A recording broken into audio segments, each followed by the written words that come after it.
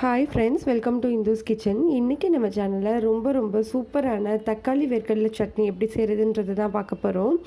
இது வந்து இட்லி, தோசை, சப்பாத்தியோட ரொம்ப சூப்பரான ஒரு சைட் டிஷ். நம்ம ரெசிபிக்கு போகிறதுக்கு முன்னாடி நம்ம சேனலை சப்ஸ்கிரைப் பண்ணாதவங்க ப்ளீஸ் சப்ஸ்கிரைப் பண்ணுங்கள். கூடவே பெல் ஐக்கானையும் கிளிக் பண்ணுங்கள். அப்போ தான் நம்ம சேனலோட அப்டேட்ஸ் உடனே உங்களுக்கு வரும். வாங்க ரெசிபிக்கு போகலாம். முதல்ல ஒரு பேன் சூடுபடுத்திக்கலாம். பேன் சூடானதுக்கு அப்புறமா 3 ஸ்பூன் அளவு வேர்க்கடலை சேர்த்துட்டு அதோட வாசனை வர வரைக்கும் நம்ம நல்லா வறுத்தரலாம்.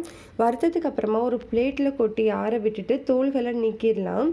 தோல் இருந்தால் அது வந்து ஒரு மாதிரி துவர்ப்பு தன்மை இருக்கும். அதுக்காக நம்ம தோலை எடுத்துடலாம். இப்போது அதே பேனில் நம்ம ஒரு அரை ஸ்பூன் அளவு எண்ணெய் ஊற்றிக்கலாம். எண்ணெய் ஊற்றினதுக்கப்புறமா ஒரு அரை ஸ்பூன் அளவு சீரகம், அரை ஸ்பூன் அளவு கொத்தமல்லி விதைகள் சேர்த்துட்டு ஒரு 2லேருந்து 3 நிமிஷம் நம்ம சிம்மில் வச்சுட்டு வறுத்தா அதோட வாசனை எல்லாமே பச்சை வாசனை போயிடும், நல்லா பொரிஞ்சு வரும். இதை ஒரு பிளேட்டில் நம்ம இப்போ மாற்றி எடுத்து வச்சிடலாம்.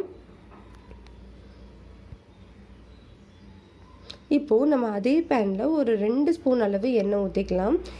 எண்ணெய் ஊற்றினதுக்கப்புறமா ஒரு 15லேருந்து 20 சின்ன வெங்காயம், 5லேருந்து 6 பல் பூண்டு, இது ரெண்டையுமே சேர்த்து மீடியம் ஹீட்லேயே வச்சு நல்லா வதக்கிடலாம்.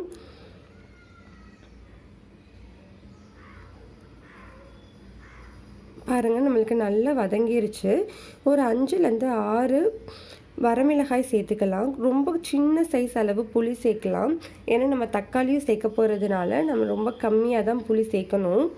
இது நல்லா வதங்கட்டும். வதங்கினதுக்கு அப்புறமா ஒரு பெரிய தக்காளி எடுத்திருக்கேன்.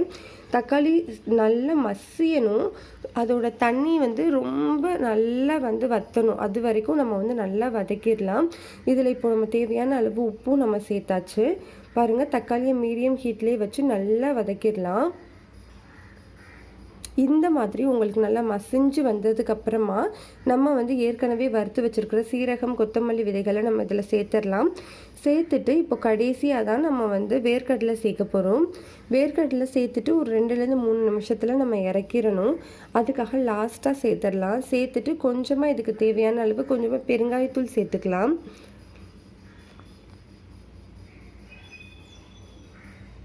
பெருங்காயத்தூள் சேர்த்துட்டு ஒரு கிளறிட்டு நம்ம ஸ்விட்ச் ஆஃப் பண்ணிவிட்டு ஆற விட்டுறலாம்.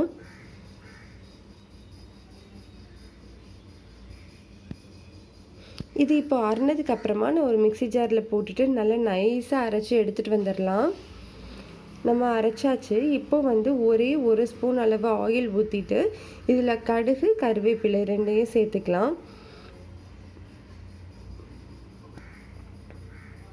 பொரிஞ்சதுக்கப்புறமா நம்ம சட்னியில் சேர்த்துடலாம். அவ்வளோதான், நம்மளுக்கு ரொம்ப சூப்பரான தக்காளி வேர்க்கடலை சட்னி ரெடி ஆகிடுச்சு.